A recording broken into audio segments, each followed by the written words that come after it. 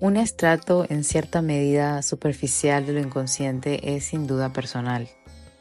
Lo llamamos inconsciente personal, pero ese estrato descansa sobre otros más profundos que no se originan en la experiencia y la adquisición personal, sino que es innato, lo llamado inconsciente colectivo.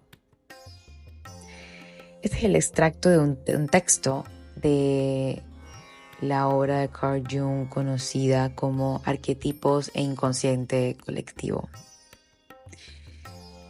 Un comentario de Jung continúa: he elegido la expresión colectivo porque este inconsciente no es de naturaleza individual, sino universal.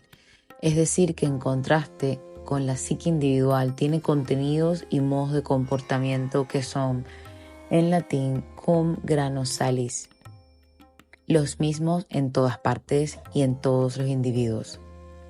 En otras palabras, es idéntico a sí mismo en todas las personas y constituye así un fundamento anímico de naturaleza suprapersonal existente en todo ser. La existencia psíquica que se conoce solo por la presencia de contenidos conciencializables. Por lo tanto, solo cabe hablar de un inconsciente cuando es posible verificar la existencia de contenidos del mismo. Los contenidos de lo inconsciente personal son, en lo fundamental, llamados complejos de carga afectiva, que hemos podido explorar en episodios anteriores, explorando la sombra personal. En cambio, los contenidos del inconsciente colectivo los denominamos arquetipos. La expresión arquetipo se encuentra a lo largo de muchas obras como Filón de Alejandría, en quien este concepto de arquetipo aparece referido como imago Dei. En una definición platónica de arquetipo, se precisa que los contenidos inconscientes colectivos son tipos arcaicos, o mejor dicho, son tipos primitivos, que se refieren a un ancestro de la psique. Otra expresión muy conocida de los arquetipos es el mito y la leyenda. Su manifestación inmediata, tal como se producen los sueños y las visiones, es mucho más individual, incomprensible o ingenua que, por ejemplo, el mito. Y aquí podemos empezar a diferenciar la sombra personal del inconsciente colectivo. El arquetipo representa esencialmente un contenido inconsciente que, al conciencializarse, es decir, atraer conciencia a él y ser percibido, cambia de acuerdo con cada conciencia individual en la que surge.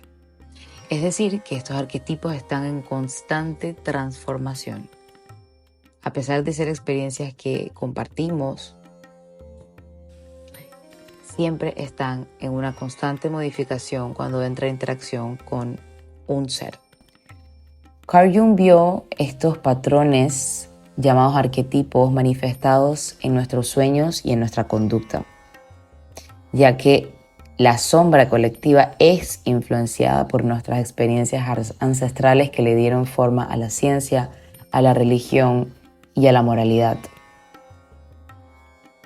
Así como este inconsciente social o sombra colectiva está formada por rasgos que están en la sombra para un grupo o una cultura, y estos rasgos pueden ser, por ejemplo, una tendencia a discriminar a cierto tipo particular de personas por su etnia, por su lengua, por sus creencias, por su religión, etc. El inconsciente colectivo está formado por los rasgos que están en la sombra para todos los seres humanos. ¿Y esto qué significa? Que cuando estamos haciendo un trabajo con la sombra, por decir con un grupo en particular, digamos un grupo terapéutico o un grupo de teatro, cualquiera que sea, cuando alguien está compartiendo algo de su experiencia, algo que ha hecho consciente de su vida, de sus heridas, del sufrimiento que ha tenido o el dolor que experimenta, dentro de ese mismo grupo van a haber personas que se van a identificar con ella. A esto me refiero, y a esto se refería Jung. Sin embargo, el inconsciente colectivo consiste en algo más que nuestra sombra colectiva.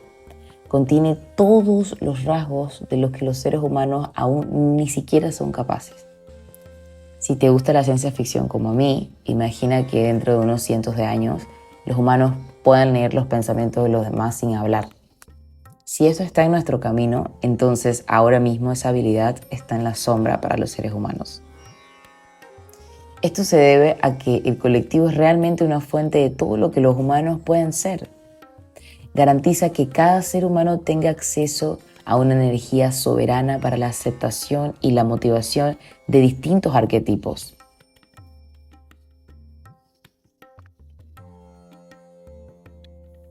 Como por ejemplo, la energía del mago para el aprendizaje y la intuición. Acceso a la energía del amante para la conexión y el sentimiento. Acceso a la energía del guerrero para nuestros logros, para poner límites y para caminar en comunidad, defendiendo nuestros principios, defendiendo nuestros valores, defendiendo nuestras ideas. Todas las personas participamos en el inconsciente colectivo. En un sentido es la sabiduría humana acumulada que heredamos de manera inconsciente, y en otro sentido implica las emociones humanas comunes que compartimos. Es en el chakra de la garganta que se contienen estas historias inconscientes colectivas que fueron pasadas de generación en generación a través de cuentacuentos, narrativas y todo tipo de historias. La garganta contiene las heridas, por ejemplo, de el colectivo de hombres, así como contiene las heridas del colectivo de mujeres, porque incluso venir en cada cuerpo tiene sus propias experiencias también. Y esto está íntima y profundamente arraigado en la sombra de nuestra psique. Al traer luz a estas historias narrativas que han sido pasadas por el inconsciente colectivo o que son parte del inconsciente colectivo, podemos reescribir otras historias desde nuevos lugares, nuevas perspectivas, teniendo la oportunidad de sanar estas heridas asociadas a nuestro colectivo y así hacernos más conscientes de nuestras decisiones. Despertar la conciencia colectiva requiere que salgamos del miedo y aprendamos a confiar en el lenguaje de nuestro corazón. En este estado de conciencia, de unidad, cada persona y cultura podría conservar y respetar la singularidad de los demás. Esto es necesario para la evolución continua del alma y de los humanos como especie. Al despertar juntos, sanamos las heridas y las historias de nuestros antepasados a lo largo del tiempo para las generaciones venideras. El corazón es el lugar de la conciencia del yo. El corazón es un órgano sensorial que tiene la habilidad de aprender, recordar y hacer decisiones independientes. Este yo consciente sabe y conoce esta dinámica entre el diálogo que se forma entre el corazón y el resto del cuerpo. Algunos chamanes le conocen como mirar con el corazón en vez de los ojos. El yo consciente ve al corazón y el alma como uno. Para ser completamente consciente, requerimos de una perspectiva más amplia de la vida. Tenemos que mirar nuestras heridas, tanto personales como colectivas, porque cada colectivo aguarda y contiene sus propias experiencias, así como cada ser humano también forma sus propias experiencias únicas e individuales. Si elegimos ver únicamente las memorias felices, estamos limitando el potencial de nuestra conciencia. La conciencia desde el corazón requiere de mucha compasión, de no juzgar para poder ver la sabiduría que se esconde detrás de los retos en la vida y de las experiencias que conocemos como negativas. Al vernos completamente, tanto con nuestras conductas conscientes como nuestra sombra personal y nuestra sombra colectiva, podremos ver quién realmente somos. Y gracias a eso podremos convertirnos en quien realmente vinimos a ser. La historia del jardín del Edén simboliza la separación arquetípica de la psique humana del alma. Jung vio el árbol como un arquetipo de la psique humana. Vio el mandala como el arquetipo de la totalidad, donde el yo y el alma se vuelven uno. Cuando el yo alcanza este nivel de conciencia, también llamado iluminación, moksha, nirvana, etc., la capacidad de ver a través del tiempo y el espacio se vuelve accesible con solo un pensamiento. La vida se vuelve infinitamente expansiva a medida que la conciencia irradia en todas direcciones y en todas las dimensiones.